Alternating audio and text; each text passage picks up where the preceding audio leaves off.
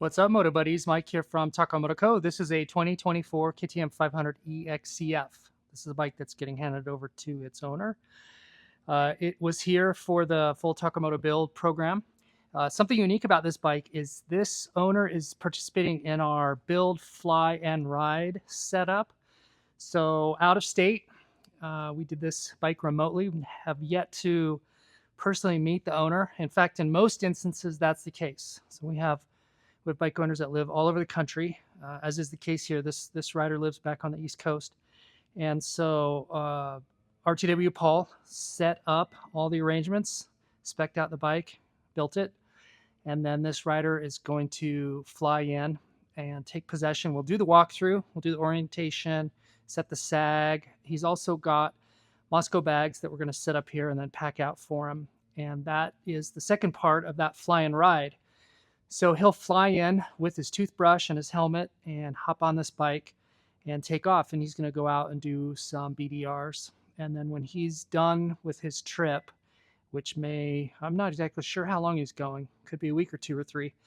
And then when he comes back, he'll drop the bike off. We'll do a service on it. He may have some changes, some mods, some additions he'd like to make to it. We'll take care of all that for him. And then we're going to arrange for shipping and get it back out to him. So the service that we have is really dependent on what your needs are, and we can adapt and accommodate pretty much anything that you as a rider and a builder have in mind. And let's take a look at what this rider has got. Now, just kind of the overall concept of this was to keep it fairly minimal. He wanted to maintain some budgeting cost constraints, which is totally fine. He wanted to keep the farkle down. He's a fast rider. I think this is a very aggressive sportsman kind of guy, and I think having speed, I think his objectives were the fastest bike possible, most high performance possible, and while maintaining, noise levels. So notice here a couple of things to point out. We have the stock muffler on there. A lot of great muffler choices out there. There's all kinds of brands. All the brands they're all great. There are some very strong upsides to certain brands and certain models and some very strong downsides. We've said this before, and here I'll say it right now. My favorite single muffler on a dual sport bike, on a multi-purpose bike, is to run the stock muffler, leave the resonator intact. So that's the ice cream cone. Ice cream cone's in there. I've never personally removed a resonator on any muffler ever. They promote sound, moderate sound. They get rid of that drone, that high-speed RPM, constant drone. A BDR bike, you might be 15 miles on a stretch, 20 miles on a stretch, and that constant 5,500 RPM exhaust drone is super fatiguing. It's fatiguing. It just wears on your mental state, and it is exhausting. And there is a strong correlation between your energy management and then the noise level of your bike. And so the louder the bike, the more it's going to sap you. And it seems like that's not an obvious thing, but I can assure you and promise you that it plays a significant role in your energy management as part of your riding program. So the quieter the muffler, the better. And by leaving that resonator in there, it does that. And then the promotability end cap, that opens up. You go from a 26 millimeter outlet port that was 80% air obstructed by volume to now free flowing. So we're about 42 millimeters, and it has a spark arrestor. So it's absolutely the best of everything. The one thing that I do on my personal bikes that we didn't do here, this rider wanted a little more bark, and I can appreciate and respect that. On mine, though, I installed the ultra-silent down turn. That's a little insert that goes in here and then sends that exhaust sound down to the ground. Does a great job of damping that. So you mate this to the Get ECU system, and that's up here. We manage that with this 2-map switch. You may have seen that there is now available the multi-mode LED map switch, and we offer the Get ECU system with either or. So that is a unique thing that we developed and worked through. We can get you a Get ECU system kind of in a new school or an old school format. So if you're a non-frills rider, so then that's kind of maybe what we have here.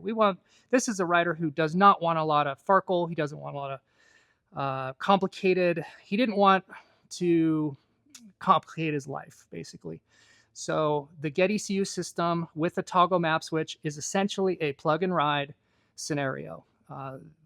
The only feature that you really get out of it is your map switch. And so map 1 is race mode, full race, and then 2 is the single track enduro map, and then that's got traction control preloaded into it. So because of that, he doesn't need a traction control knob.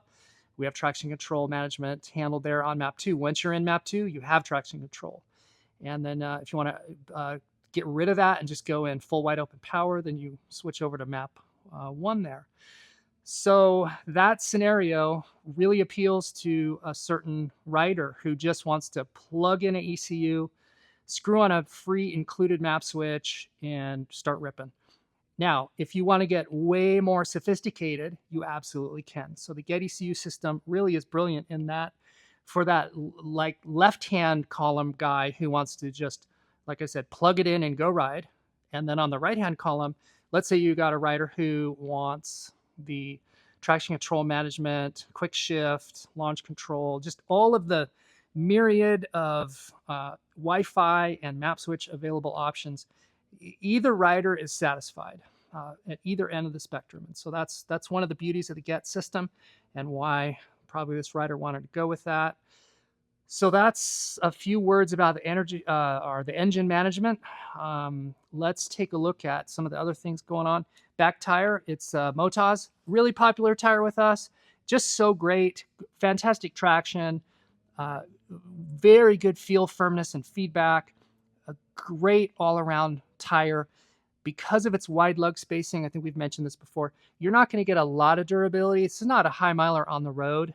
I don't know that you want to ride a conventional knobby tire on the road anyway. If you do a lot of asphalt, you're probably going to be looking better. Your better choice is like a 70-30 type of tire, but for just, transit sections and piecing trails together, completely fine and adequate. And this is the 120 size. Inside of here, we have tube, and that tube has been slimed with silicone oil, silicone mousse lube as the tube was installed, and that will reduce and hopefully eliminate pinch flats. And then there's some puncture sealant inside of that tube, and then the wheels have been balanced. We use a Warp 9 rim lock, and then you'll see that we have an STR. This is a G10. It's a fiberglass composite with a nice replaceable wear face there on the front. Taking a look at the spring, that's a upgraded spring, and so the suspension has been in-house. We have an in-house suspension program, and so that's been fully revalved, resprung, and set up and customized for this rider, both front and rear. Tidy tail on the rear end, and that eliminates that big bulky tailpiece system. And so you have turn, run, and brake functions all in one light. Notice that he's got the stock seat. This rider, hopefully he knows what he's getting himself into. I don't run stock seats on any of my bikes. This might have been a cost conservation thing, or it might have been aesthetics. The orange seat looks really good. Now we can get a seat concepts in orange, and so you'll maintain the look. The stock graphics here have been a little bit controversial with this little purple toning in there. I love it. I'm a 1,000,000% fan of it, but it's not for everybody. And so for this rider, he must love it as well. And then you just see that orange through line there, and maybe that was an aesthetic choice. I will say that while the orange looks good, it does not do a great job with smudges and little stain marks. Now, the seat will get very, very dirty very quickly with mud. You'll get mud on your pants or on the seat. You'll sit on that. It'll just grind in there, and it will become permanently stained. So while it does look great when it's new, the long-term stain resistance of the OEM seat cover is not great. Also, if you have been running the OEM plastics, you know that it's a little bit underwhelming with the color fast of the stock plastics on the white, especially right through here. Your boot is going to sit there and it's going to wear and rub into that. And it won't be but 2 or 3 rides into that, and that is going to stain, and it's super difficult to get out. So while I think there's a great choice to be made for keeping that, you know, OEM aesthetic look there. There's a penalty to be paid with color fast durability. Not so good. So how do you prevent that? You could get an aftermarket seat cover. If you wanted to maintain the stock foam, an aftermarket seat cover is the way to go. There's quite a few of them out there. And then just covering the stock plastics with a graphics kit. And you can have different people. You can contact us. We do in-house graphics. This rider didn't opt to go with them, which is totally fine. Again, we've talked about how much of a fan I am of the stock OEM graphics look. But you could mimic this. So one suggestion is strip these plastics off as a new bike owner before you even ride the bike. Strip off the plastics, put them in their bags, and save that. And then you can, when you go to sell the bike, you could reinstall those stock plastics and the bike will look brand new. It won't look like it's hardly got any use on it. And then you could get a new set of Acerbis plastics and get a graphics company. Like I said, we could do that for you. We could work with you. You could, if you like the look, you could exactly and completely replicate the same design. And that way you'd maintain that look or go with something conservative or wild. It's up to you. But the advantage of having a graphics overlay, a wrap, is it's a sticker that you'll be rubbing against, not the original plastic material. And that sticker is much, much more durable than the surface of that plastic. It will show the scratches much less. And in a worst case scenario, if you ate it and you ripped off a sticker panel or it was just destroyed from a bag or whatever, you could have that one individual section printed and replaced. So that is an argument to be made for having a graphics package. So taking a look at some of the other things that we do on all our builds, we heat wrap and shield against the heat transfer from the exhaust system into that shock, the vulnerable shock right there. Notice there's an X-trig on this shock, and that's a nice thing to do if you're going to be converting from a dual sport overland type bike to maybe just like a weekend trail bike. The weight will be much different between those two activities, and so by having an X-trig here, you can change the preload in your rear shock and then change the sag quickly and easily while you're making those conversions. Stock clutch, maintain that. Molecule skid plate, P3 on the long extended version of the heat shield. And then you'll see anything else kind of note here. That's probably it. We've got the Acerbis larger tank. I'll put the size of that tank in the notes here. Emperor on the radiator guards. You've heard us talk about these before. You can just see, it's just so obvious how fantastic these guards are. Complete and total coverage of the radiator. There's no side radiator that is exposed. You can fall anywhere on that radiator. You will not dent it. And then it's bridged here in the front. There's just nothing else like it out there. The front forks have the fork shanks over them. And you know that these are mainly an aesthetic choice. They're not so great at rock and ding protection. For hard falls, this rider is probably one of those guys who is not going to fall. Those guys bug me. So I will typically run something that's going to offer more protection. Acerbis, these are the fork gaiters. These have worked so good for us. You'll see them on a lot of our builds, and they essentially eliminate fork seal problems. TM Design Works on the lower fork guards. These do not only a fabulous job of protecting the lower lugs, but they virtually weigh nothing. The Tractionator, this is the mate of that rear tire. This is the ST version, and then the same setup as the rear we have here in the front. Notice on the headlight, this is the Ruby R7. For us, the single best, most cross-adaptable headlight there is. We use it pretty much on everything outside of like wide open, high speed, ultra high speed, desert stuff. Like if you need a 80-mile, 100-mile-an-hour light, you want to go with something like a Baja Designs XL80. But for absolutely everything else, all general trail use, all general riding, all dual sporting, that's the light to go with. And then these are our flex turn signals. We have this configured so it's a very, very bright, very safe white run light, and then the turn signal cascades out. Now we have this, all these lighting electronics run through our Tacomoto 2024 lighting bundle. And so we replace the switch. This is our Tacomoto custom switch, and this gives you true functionality. So you have real off, low, and high. You don't get that if you use the OEM switch. or any of the other aftermarket switches. This is a completely Tacomoto built system. The lighting system is unique to us. We make this, and then it gives you, if you've ever had an aftermarket LED headlight, you know how annoying it is that the high beam is on when the light is in low and high. So we solve that problem. We solve the blink rate problem. We solve the off problem. We just take care of everything with our lighting kits. So if you have a 24 plus generation bike, you know that the electronics are all new. You have a PDM under the seat, power distribution module. KTM calls it the OCU. So many things about the electrical package have changed, and we have accommodated and adapted to all of that. And we have solutions for everything on this bike electrically.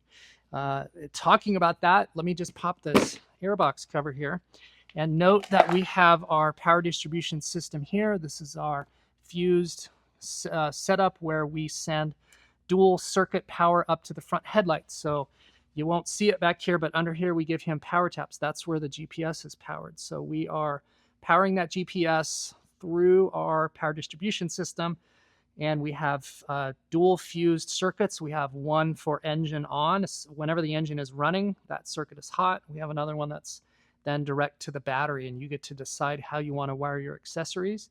And then we have a Optimate makes this USB charger right there, and that's a good one. And so that plugs into an SAE, and we give you an SAE cord up here as well. So just so many different electronic solutions that we have on our builds, and then we have available as well. Here's the two fuses for those two circuits. And then we have a starting capacitor that's mounted on a custom bracket that we make. That's right back there. Anything else? The other thing I could maybe point out is we do an engine ground. So strangely and weirdly, KTM does not provide engine ground on their bikes, but we do. We make up for that shortfall, and then we give you an SAE charge tender. So that's where you could plug in like your battery tender right there. And then on the air filter, since we're looking at it, that's a PC Racing filter skin, and then underneath that is a PC Racing filter gasket. Essential upgrades. We put those on everything. Maybe we take a look here. This is the Dirt Tricks dome washer. That is a tool steel versus a mild steel, and that's a lifetime dome washer. You will not have oil leaks out of that primary seal. This is such a great upgrade. We do that straight away. Tacomoto on the static magnetic oil filter. And let's see if there's anything interesting on this side. STR, that is a that's our go-to disc guard. Weighs, I need to do a little shootout on all the disc guard products available out there. But when we do, this will be the clear winner, and we'll give you lots of reasons why we make that choice every time. Highway dirt bikes on the bar guards, integrated mirrors. These just fold right out like that. Pretty slick.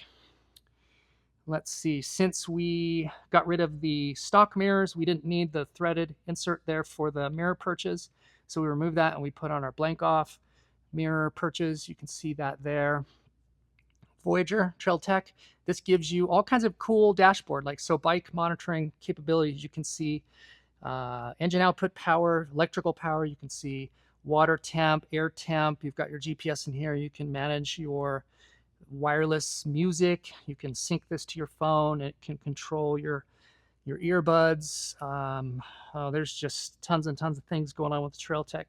So that's a nice thing to do. Moto mounted on a stout mount. So the bar system integrates into a top plate, and then the stout mount sits on top of that. Here's where the Voyager Pro mates up, and you can, let's go under here and you can see what all that looks like. Down here, you'll see that there's a BRP undermount with the more firm dampers, bushings. I like the softer ones. These are the firmer ones, and then the Scott stabilizer with the new style frame post. And what's great about this is you don't have to remove the top clamp. This is a split design, but I will point out that on the EXC bikes, you have the key. There's a key here for the steering lock. That has to be removed to put in a Scott stabilizer system. So you will have to remove the triple clamp to pop that off. And then once that's removed, that's where this takes its place. So the size of this echoes the size of that steering lock, and you have to choose. It's one or the other. Let's see here. ODI Rogue on the grips. These are super good, squishy, have really good rider control positioning there with those grips. We really like those. We talked about the fuel tank. That might be it. So this was not a soup to nuts, build like some have been in the past. Thinking about that philosophy, fast, light, aggressive. That's really the design concept on this one, and it's turned out incredibly well. This rider is going to be thrilled. I'm pretty jazzed to see his reaction. I'm always excited to see the reaction when these riders come and pick them up. These bikes represent significant financial investments, which we completely understand and appreciate. And then they also represent really the ultimate, the highest level possible of build quality and the components that you can only get from us. It's really an exciting thing for both parties. And then maybe just to wrap this up, one of the things we do is we print out and then provide the factory. Remember back in the day when you used to get a real manual? So we do that. We print it out and we provide that to the owners. We also dyno test these bikes. We break them in on the dyno. We have those power numbers. These new 24 plus Generation 500s are making 60 horsepower. These are the first bikes that really reliably can tip over that 60 horsepower number with an ECU and an exhaust upgrade. And those are real at the back tire numbers. That's not fake, fancy, phony numbers. That's legit, repeatable. You could take this bike to any dyno shop anywhere and you'll get virtually the same numbers, valid. And that's clean, usable power all through the band. And you're going to maintain, something really important about power is, can you use multiple fuels? Can you rest assured that you are not damaging and hurting your engine? And so we have kind of cracked that formula and are putting out something that maintains all of those objectives for an owner and a rider. So that's it. That's probably everything to talk about. If you have any questions about this bike, please let us know. You can hit us up in the comments, reach out to us through all the normal channels, like, subscribe, go out, get some adventure.